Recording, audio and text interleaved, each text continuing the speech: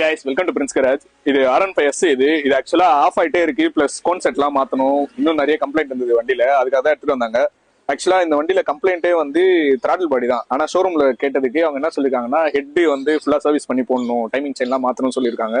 But engine wise இந்த வண்டி பர்ஃபெக்டா இருக்கு. த்ராட்டில் பாடி ஃபுல்லா சர்வீஸ் பண்ணிருக்கோம். அதே மாதிரி டேங்க்ல வந்து தண்ணி போகுது. ஆக்சுவலா இந்த லாக்கோட டிசைன் எல்லாமே லாக்ல தண்ணி போய் கீழே டேங்க்கு அடியில வந்து வெளியே போற மாதிரி தான் டிசைன் பண்ணிருப்பாங்க. அதோட ஹோல்ஸ் எல்லாம் நீங்க கிளீன் பண்ணி போட்டீங்கன்னா மட்டும்தான் உங்களுக்கு மழை பெஞ்சதுன்னா தண்ணி வந்து டேங்க் உள்ள போகாம வெளியே போகும். அது க்ளோஸ் ஆயிருந்ததுன்னா நீங்க ஓப்பன் பண்ணும் போதோ சரி, இல்ல மழையில விட்டீங்கன்னா ஃபுல்லாவே டேங்க் உள்ள தான் போகும். எனக்கு கோன் செட்டும் வந்து டேப்பர் ரோலர் பேரிங் போட்டு கொடுத்துருக்காங்க. டேப்பர் ரோலர் பேரிங் போட்டிருக்கோம். ஃப்ரண்ட்ல ஃபாக் லைட் எல்லாம் ஆட் பண்ணிருக்கோம். இதெல்லாம் ஆக்சுவலா வெளியே எங்கேயோ பண்ணிருந்தாங்க. ஒயரிங் எல்லாம் ஃபுல்லா கட் பண்ணி நாசம் பண்ணி வச்சிருந்தாங்க. ஃபுல்லாவே கிளீனா பண்ணியாச்சு.